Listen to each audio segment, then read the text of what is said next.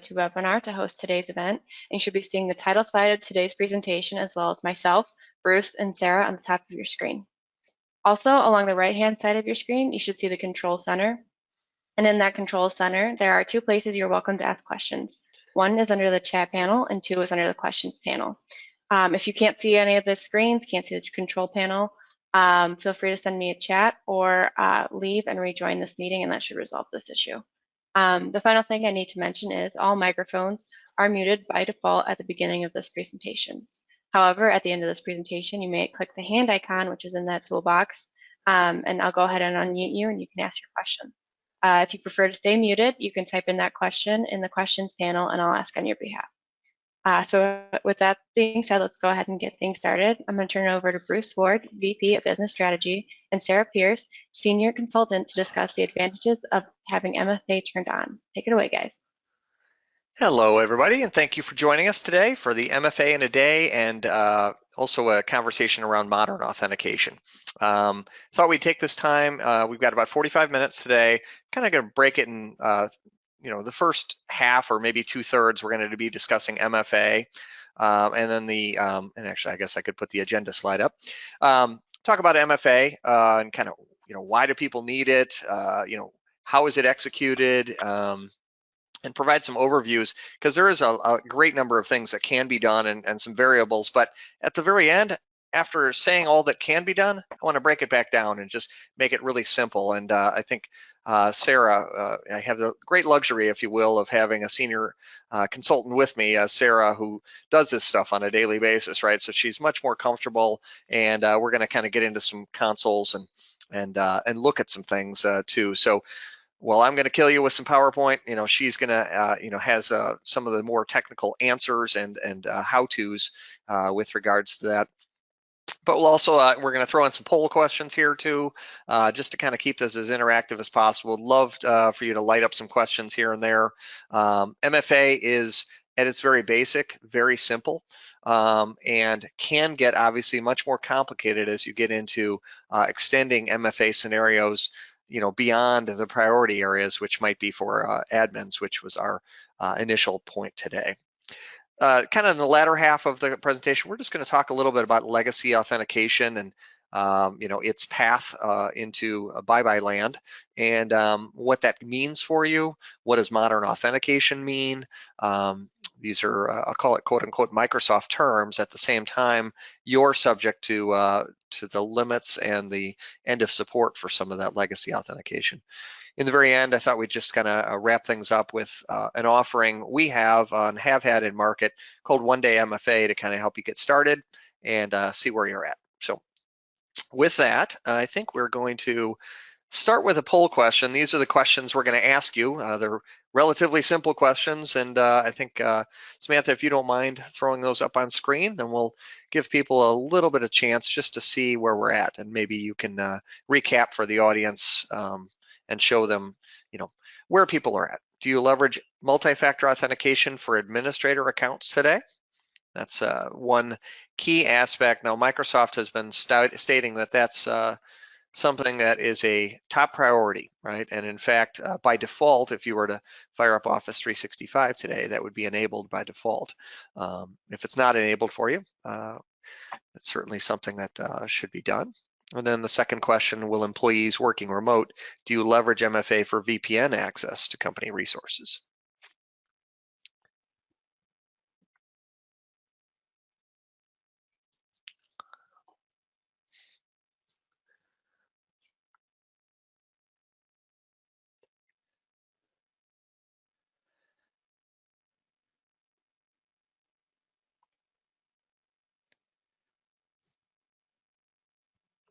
All right, Samantha, how are we looking on those?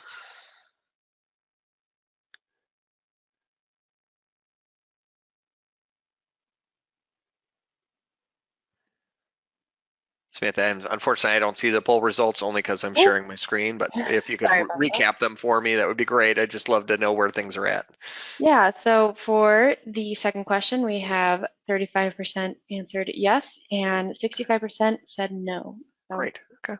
Yeah, great. You know, obviously in these trying times, right, or unique times, I'll call it, we're relying heavily on VPN access, and you know, knowing who's at the far end of this. You know, effectively, you've taken a network cable and kind of drawn it out to their house and allowed them in to access. So VPN access control lists, or ACLs, or something that we chatted about even yesterday on a different webinar, but you know, the VPN concentrator, the access control lists are all very important, and knowing who's logging in with MFA is a way to kind of validate identities there. So thanks for answering those questions. Again, I told you we'd keep the questions easy and a little bit interactive, but let's try to dive into MFA. I'm going to go through the slides, you know, I'm going to call it quickly, only from the perspective of, I want you to have a good background, I want you to kind of understand MFA, but then let's, you know, then let's dial it back to kind of what's basic. But if there's any reason why you want to do MFA, I could think of no statement greater than the one that's on the board right now. Half of 1% of every Azure AD account you have is going to be compromised every month. I'll put it a different way. If you have 200 users, one of your accounts will be compromised this month. That's what the math from Microsoft tells you. We would double down on that. We see this because we look at and evaluate Azure AD logins for a number of customers. We do so on a daily basis, and we see those compromises. We're usually going through several compromises per week, where we're contacting the customer, walking through a password change. Okay. Now you might wonder how this occurs, and certainly there's some great background. If you click on the link in the bottom right, when you get the deck, you certainly can look into all the details. But the gist of it is these passwords are either guessed, right, with password spraying. 40% of the time, that's what's occurring. Users have used the same logins that were available out on the dark web, okay, or in other locations, so they were purchased. That's another 40%. And the last 20% was they were phished, okay? But in either case, they have the logins and passwords, and they're logging in. Are you looking at that? And are you doing anything about it? That's really what it comes down to. So one of the things to do about it, and here's Microsoft's other statement.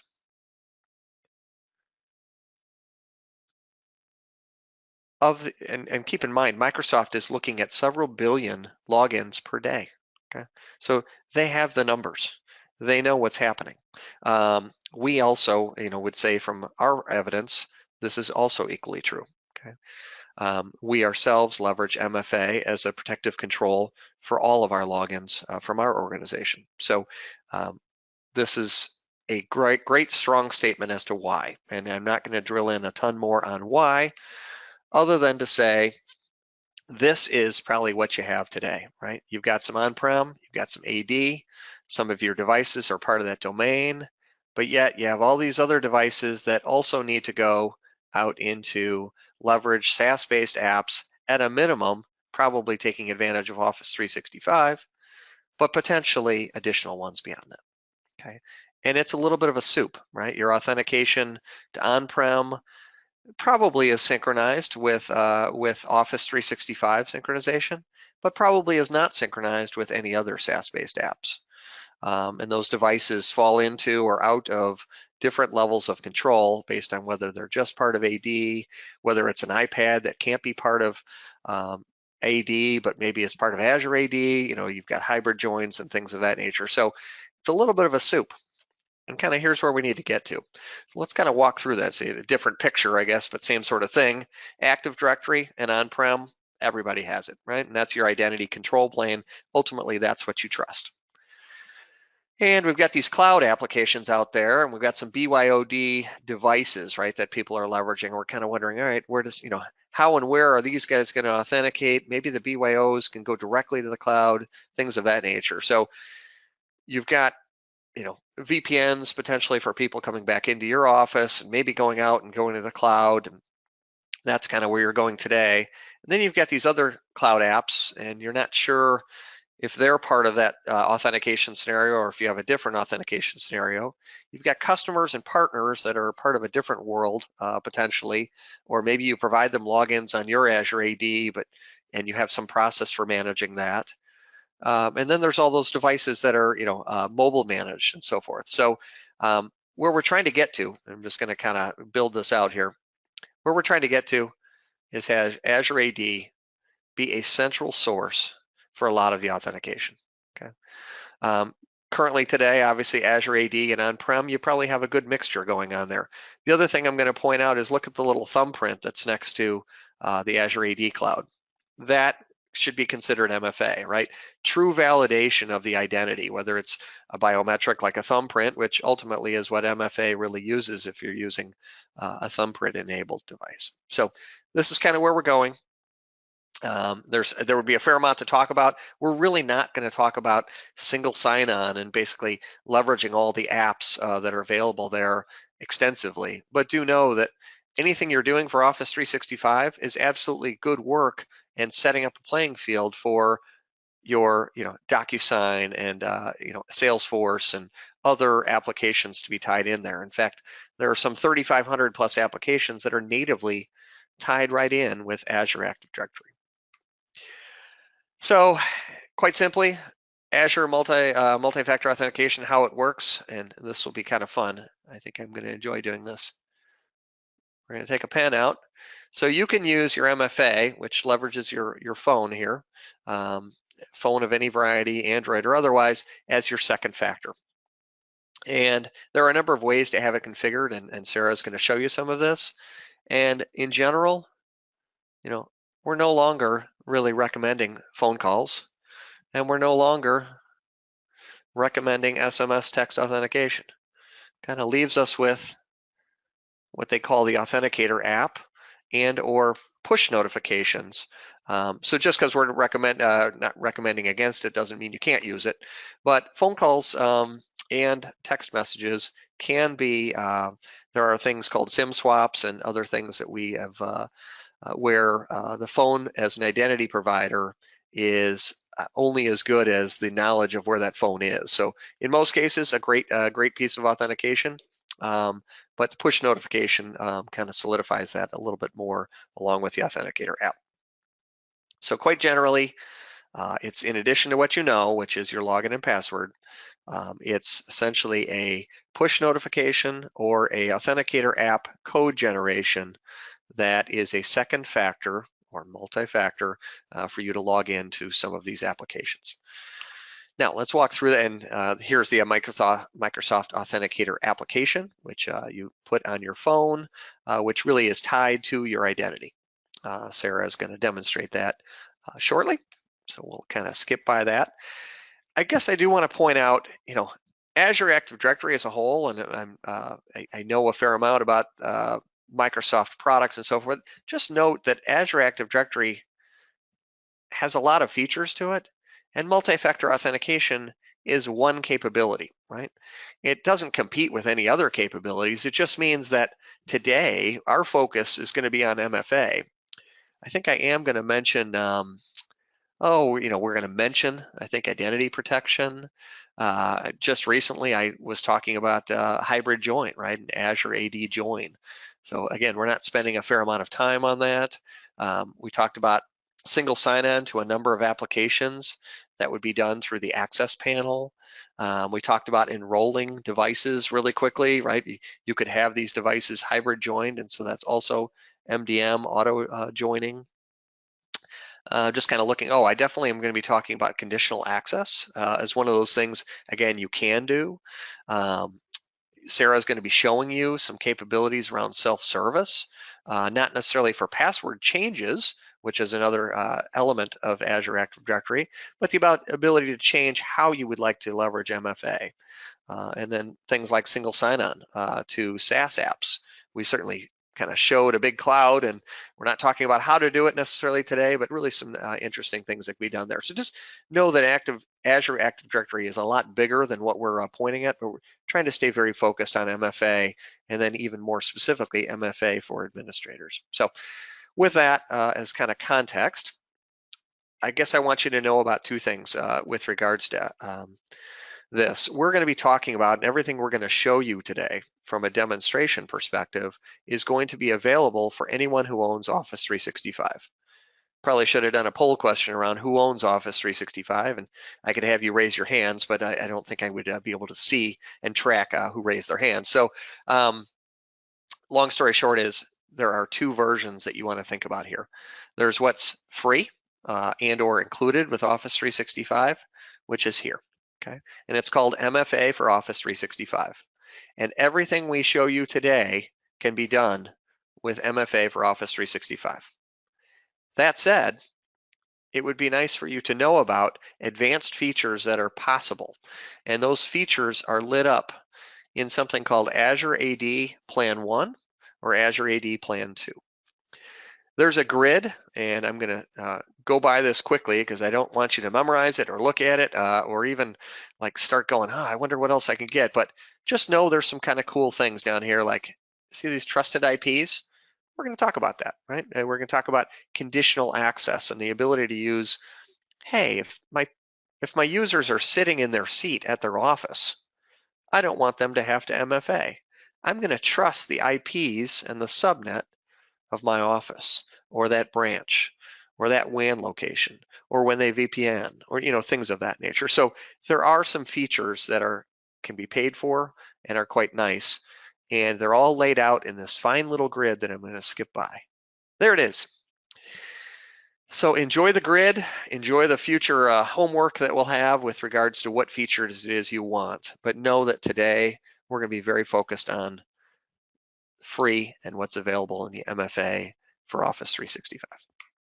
All right, with that as background, let me see if there was anything else. Oh, so let's talk about what's possible. This is now moving into the for paid SKU, Azure AD P1 and P2.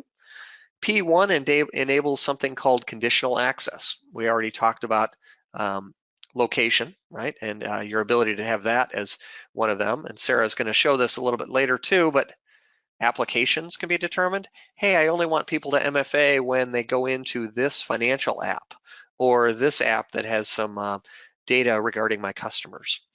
I only want them to MFA when they're coming in from an untrusted device, such as an iPad or an Android device, or even certain versions of those devices. Or maybe I'd like to create exclusions or have certain groups, the accounting group, because of their interactions, or the HR group, I'm going to have them as one of the conditions always have MFA or certainly scrutinize their logins more.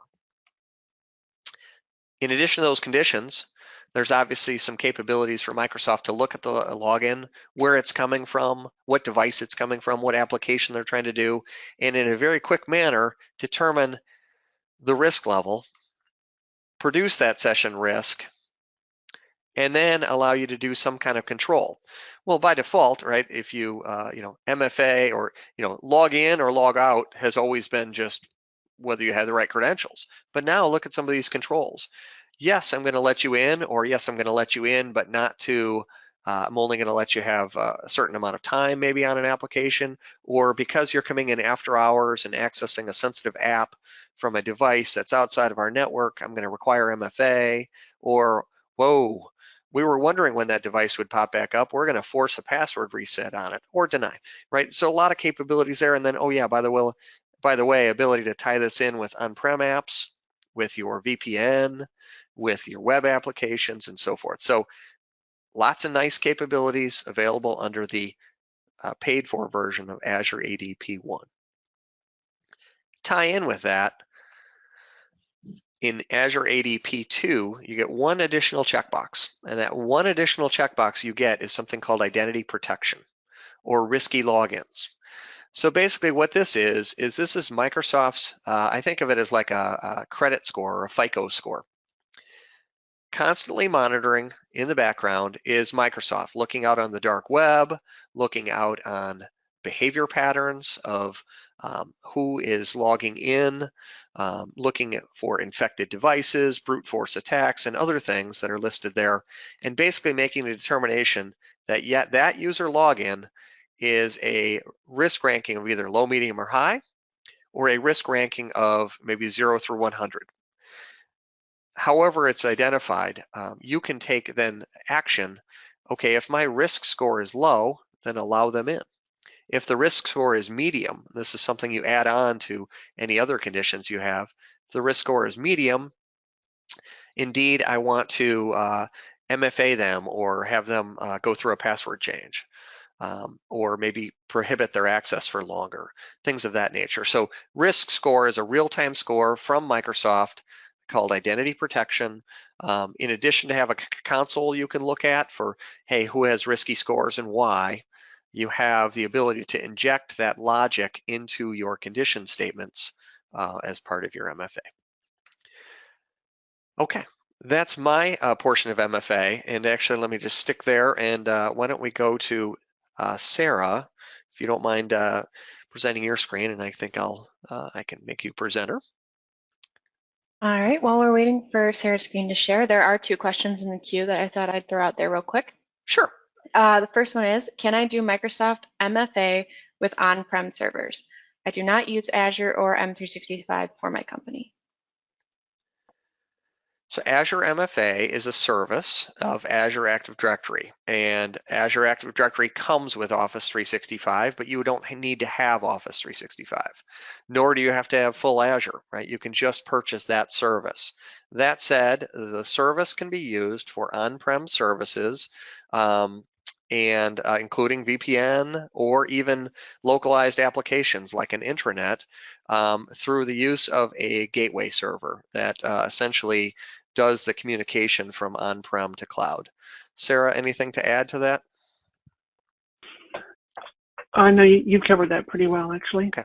And additionally, I guess I want you to know, at least based on my knowledge of it, that it can be used as a per user service. So you don't need to have everybody tied into the service.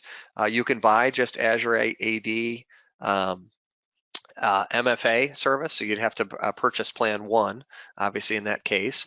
I think the cost on that is $6 per user per month. It does come as part of larger suites called Enterprise Mobility Suite or M365, but your ability to buy just that service for just those users, or I believe you can buy it on a transactional basis if you were trying to leverage it for, let's say, customer logins into an extranet type service. So that hopefully answers that question. And Samantha, what was the other one? It was mostly just a comment, so I'm going to assume that they're asking how this plays into MFA, but they said we use SafeNet Mobile Pass for our VPN connections. So I'm just assuming that they're asking how that plays into MFA. Okay. Interesting. Yeah, there is a capability, and this is a function I didn't mention because a lot of people, I think once they see the capabilities and they start paying for MFA services through Azure AD, tend not to pay a third-party provider. But there is a conduit for third-party providers, RSA, and 3 others, and I can't remember. I think Duo, someone Cyber, and possibly SafeNet if that's one of the providers, but I'd have to look at it further. But through the Azure AD P2 plan, they do allow for third-party MFA providers if you don't want Microsoft's. And essentially that just, same conditional capabilities and things of that nature, but allows for a third party. So some further work potentially on that, and maybe I've botched the question and answer, but that seems to be where they were going. So, Sarah, why don't you show us around, MFA a little bit as we kind of talked about, and maybe a little bit on the experience and maybe the administration. Awesome, not a problem. So we're looking at an Office 365 tenant, obviously, right now. MFA would be, let's see, you want to start with administration, right? So one of the easiest ways to get into the actual MFA part is to go to your users portal in Office 365, and right across the top banner, we have a link for multi-factor authentication, and you would click that, and it takes you to the actual panel for 2 different tabs are available. One, the default tab shows all of your users and their current status. I'll talk a little bit about that status and the 3 phases of that life cycle in a moment here. But then you've also got your overall service settings. And these are the very, very basic settings, like what options do we allow to users. You mentioned them briefly a little bit about, with your little circles and your X's on what we're recommending and what we're not right now. Another thing to take a look at is app passwords, which we really don't recommend allowing either. They tend to confuse users because it basically takes your username and password out of the equation and uses the same password for apps all the time. Beyond that, app passwords rely on basic authentication, legacy authentication, which is going to be deprecated eventually anyway. So it's probably not a path you want to We'll talk go about down. that at the other half of our webinar. But yeah, that's a great point. App passwords really were meant for a lot of the legacy authentication, which in theory is going away anyway, and we'll kind of talk about that. But app passwords, we'll call it bad stuff, right? You know, necessary if you have to, but try not to. So. So we'll take a look at. So I'm logged in as Super Sarah. Okay, great name there. Let's find my user and let's look at my status. So currently I'm enforced, which means if you take a look at, let's go back to the other ones, we see disabled for most of the users. That's the default state of a user. When you enable someone to allow MFA, that state will change to enabled instead. So let's take this gentleman here, and we can enable him. Well, I'll clarify for you. There's actually 3 states. There's disabled, enabled, and enforced. So you're in an enforced state because you properly have set up your account for that, and it's actively working, and you've logged in. Enabled means administrator has turned it on, but nobody has logged in yet. So it usually is in the enabled mode for just very briefly until such time as they've forced it. So. Correct. So this user is now enabled. The next time he signs into Office 365, he should be presented with an additional prompt to set the MFA portion of his account. So going back to my account, as Bruce mentioned, it's in the third part of that stage, which is enforced, which means I have set up and paired my device to my account, and I'm able to receive notifications for sign-ins and approve them. So let's take a look and let's actually do that. So I'm going to sign out of the portal, and I'm going to sign back in.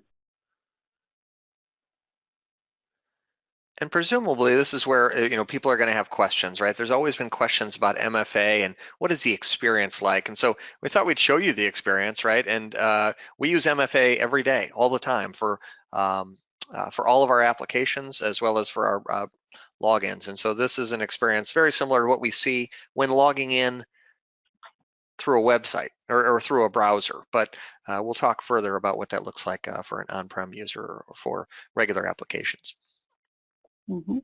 So we can see that I've been prompted for the code from my Authenticator app, and so let's bring up the Authenticator app now. There. Let's see, is it too bright? Not yeah, a little too bright, but we'll go with the version of trust that the code that you're going to enter in right now is being generated by your phone and specifically by the Authenticator app, right? So.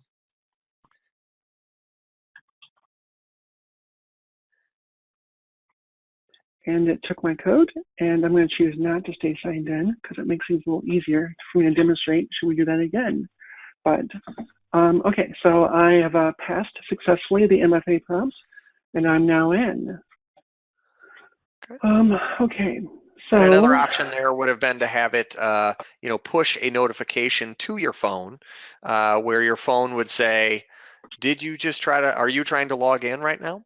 And you would obviously train your users to say yes, approve or deny based on whether they had just tried to log in. Like in Sarah's case, she would have said approve and it would have logged right in. So push notifications, and obviously if you have watches and things like that, that's my common experience, right? Is I just try to log in, and then on my watch I'm clicking approve, things of that nature. So pretty great user experience when logging in on a website. And they can actually choose from the experience what they want to do. So as an administrator, you can enable which experiences you want to allow, but among those experiences, users are still allowed to choose which one they want. So let's go ahead and do that. Let's see here. So I want to, am I being a bad demonstrator right now? No, you're fine. It's a little bit small in terms of size, but the goal is just to kind of poke around and have people understand that, you know, where the configuration capabilities are, not necessarily how to do it right now. So Here we are. So as a user, I'm allowed to choose from the three. So if I want to do instead the notifications, which you just selected, I'm allowed to do that. So I can save these settings, and the next time I sign in, it will make me actually do the notification. So once again, I'll show my screen that no one can see because it's too bright. But I did get a notification because it wants me to verify that I'm me before it changes that setting. So I'm going to, I have the option to approve or deny. I'm going to approve. I can actually push the screen. There we go. Great. And it should patch you through on this end. There we go. So it took it, and I now get those notifications instead of having to type in the code from my app.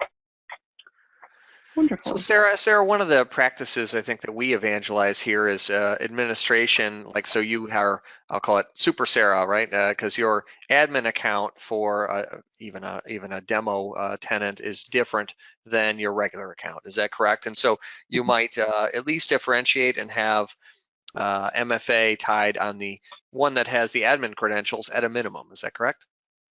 That's correct. We've got two accounts here. We have one which all of our services are what we use to access resources like mailboxes and apps and things like that. And the second one is our admin account. You're dead on there. Okay. Perfect. Was there anything else you wanted to show? I think we wanted to chat about apps and browsers and maybe kind of our experience or token timeouts. You want to add some color maybe around what we do, and you know, your Outlook doesn't prompt you as an example every day when going in. It's just a browser based where you're getting prompted for MFA. What's your experience with Outlook apps and Word and things of that nature and other applications? That's a good point. Honestly, the experience that I see is I will sign in and get prompted for MFA the first time I set it up. And I will also get prompted for MFA if ever my password changes. And we're talking about the Office suite right now, not browser-based stuff. But in the Office suite, typically I'm only having to go through the MFA hassle, quote unquote, whenever my password changes. So on the phone, on my laptop, through Outlook or whatever. As far as the Office apps themselves, Word, Excel, I can't recall the last time. I don't think I ever have been prompted for MFA after the initial setup of those apps, after the initial licensing, excuse me. Yep. Unless we saw a reason as an administration perspective, maybe there was a risky profile, we could absolutely force you through a password change or have you re-authenticate using MFA let's say your device was lost or something of that nature. Obviously, there would be an account lockout and you'd have to go through it. But in general, MFA is pretty nondescript for you, with the exception of when you're browsing in through a login through a web browser, correct? And then maybe, well, I'm going to transition over to my screen if you don't mind, and then I'm going to, maybe you can give us a little primer on how this is enabled through modern authentication. Yes, so modern authentication is the, I guess the sand's the wrong term. We don't build on sand. Modern authentication is the block that MFA is built on top of. If you have an old tenant, before the days that modern authentication was enabled by default, you will first need to go through and enable two things. One for Office 365, and for some reason, Link in Skype and Teams, as it's now called, has a separate setting that also needs to be enabled. Those two settings together, when you enable them, allow modern authentication to work in your Office 365 tenant. Once you've done that, then you can roll out MFA to your users, but you can't roll out MFA without first enabling modern authentication. Perfect. So that's a great segue, I think, into our second section here, where we want to spend just a little bit of time talking about legacy and modern authentication. So you heard from Sarah, modern authentication is a prerequisite. In many tenants, it has to be turned on and enabled because it was not enabled by default. It's a quick PowerShell statement to turn it on, right? The turning on modern authentication and the availability to leverage it is step one. Step two is obviously having clients that can do it. And so why don't we throw up a few polls here? Again, the questions being, which versions of Office do most of your users leverage? Should be a relatively simple question. And then, do you evaluate logins to Office 365 from foreign users, or do you look at legacy protocols that are being used to log into your Office 365 regularly? And Samantha, if you don't mind throwing up those polls, we'll kind of, and then again, if you could summarize for me, now that I'm sharing my screen, I don't get to see the polls in the back, so. Sure thing. And then while we're waiting for people to vote, there are quite a few questions in the queue for Sarah. Okay. The first one that was asked was, what would happen if we enforce MFA for users, but users are configured for MFA? Are not configured for MFA, sorry. What would happen so we can't set it to enforced.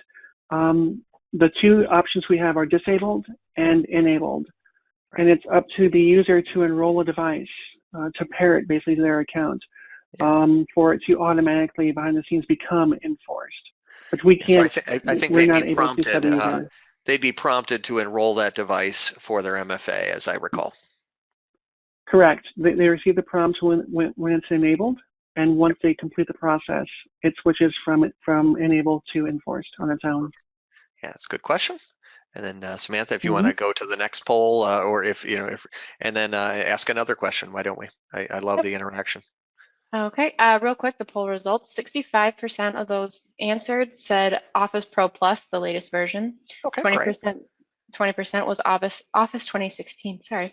10% was Office 2013, and 5% was Office 2010 or earlier. Okay, so we got, I'll call it 10 plus 5, right? The 15% that where we've got some things to talk about with regards to legacy applications and how those are accommodated with modern authentication. And then, did you do the second poll on logins? Nope, just launched it now. And then while we're waiting for questions to be, or answers to be captured, sorry, there are about 3 more questions. First was, we have Prem AD sync to Azure. Is there anything that needs to be configured on-prem for MFA to work? Sarah, okay, so I can't we're think talking of about anything. a scenario. Yeah, I'm thinking here also. I want to be a little guarded before I just say no, but I can't think of anything either. Yeah, the only thing I can think is bidirectional sync, but bidirectional sync's needed for self-service password reset, not for MFA. Exactly. Yep. Yeah.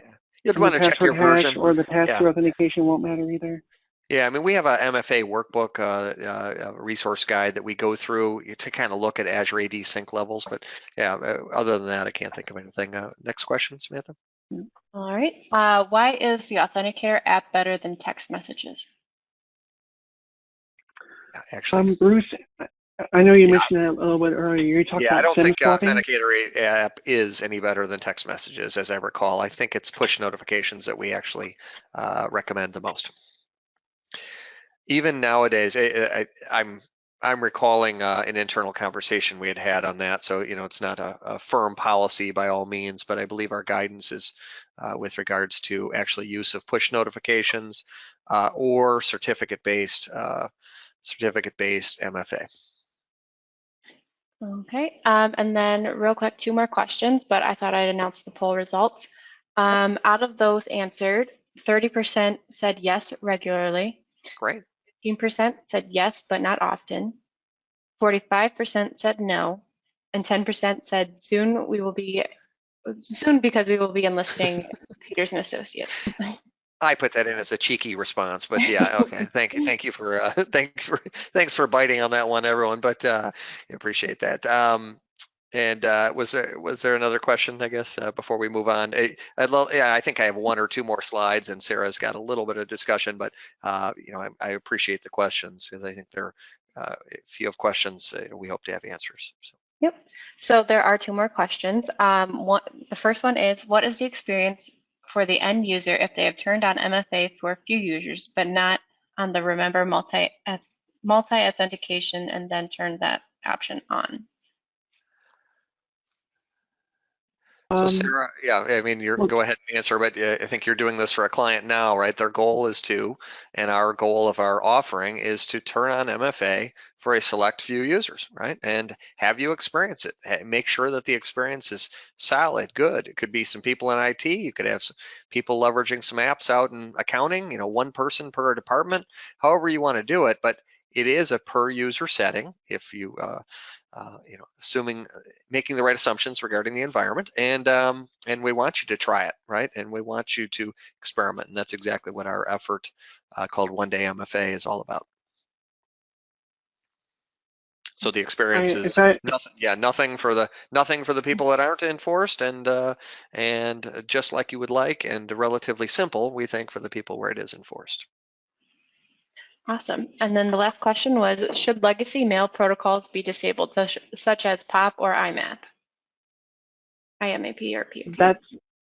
We definitely recommend disabling those protocols. I think, Bruce, I don't know if you've come to that part of your slides yet. I'm coming to that part now. Yeah, here we go. Yeah, I mean, that's exactly right in. So we have a series of recommendations. These are a crawl, walk, run strategy, which I'll go through. I'm not going to mind numb you with all of these, but let's just look at what's highlighted, right? In our crawl, we believe every organization should have all 5 of those things, and at the bottom, your admins should be different than your login, than your credentials you use to access mail resources and so forth. So your admin credentials should be separate, and they should be locked down with MFA. There's a number of other things too, but at a minimum and relative to this conversation, that's it. With regards to looking at logs, disabling POP and IMAP and other legacy protocols that are not in use, and about 25 other things relative to Office 365, we believe you should be doing those often.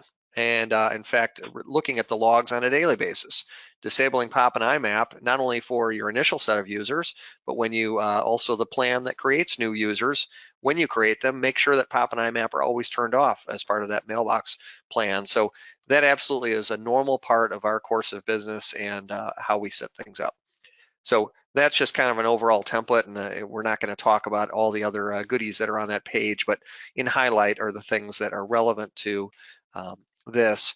Where I was going with legacy authentication, and just kind of a quick blurb on this, Microsoft, I'm not going to say has flip-flopped, but has instead backtracked. They had intentions of, in October 13th of this year, disabling all legacy authentication. And what that meant for you is a significant amount of work was going to need to be done to determine where legacy authentication was occurring within your environment, because it's probably something you're like, I don't even know what that is yet. Tell me what that is, and then I'll go look to see if I'm doing it. But I will tell you, we go around to customers often, and there is legacy authentication happening predominantly sometimes. Many applications. Anyone who's on the Office 2013 or the Office 2010, I can guarantee you're doing legacy authentication. And that doesn't mean that those on 2016 or Pro Plus are not. It's very possible that you are too. But long story short is the October 13th deadline got moved, okay, because of coronavirus. So they've decided to postpone it based on April 2020 guideline that just came out. And there's the source that you can look at in full detail. But what is legacy authentication? I have a single slide on this, and then we'll go to Sarah. It's 11:44, so we are probably going to go. We'll probably finish in the next minute or two, but certainly wanted to introduce this topic to you. Essentially, down below, everything that's unchecked are the legacy authentication clients. You'll see POP and IMAP as part of them, but also ActiveSync and AutoDiscover and Outlook Anywhere and things of that nature. So a fair number of protocols in that regard. Let me just finish up the last slide or two, and then Sarah will jump over to you, and we'll kind of also do some Q&A if there's some additional. Quick mention for another thing we do called Azure Password Protection. Everyone would probably argue that password with the @ symbol and the 0 meets all the criteria for complexity rules and length and things of that nature, but it doesn't mean it's a good password, right? It's in the top 10 in terms of password used. So you can, using a separate service called Azure Password Protection, create password banned lists that leverage Microsoft's banned lists as well as your own custom banned lists. And then the last slide, I just wanted to introduce the idea of MFA in a day. It is exactly that. It is a one engineering day with a goal of, let me just pull up a different slide. It's a goal of doing the following three things: looking through our readiness workbook or resource guide, turning on modern authentication for your admins, as well as a proof of concept group for up to 10 users, and verifying they have a good experience across applications, locations, workstations, browsers, and devices. So that's really it from that perspective, and I would go to Q&A. Sarah, why don't you pull up your screen, and at the same time, Samantha, maybe you, and actually, Samantha, you can ask any questions that we have there. All right. There's only one question in the queue as of right now, and it says, I have a few users that already have MFA turned on, but not the Remember multi-factor authentication on the device. What will be the end user experience if they turn that action on? So if they, to remember that, we're talking about the setting that says to remember the trusted device. There is a setting that allows you to basically enable a cooldown on the MFA prompts. It's configurable from 1 day to 60 days. And if the user elects to trust the device, there's a configurable setting by you as to how long that cooldown lasts for. So the default is 14.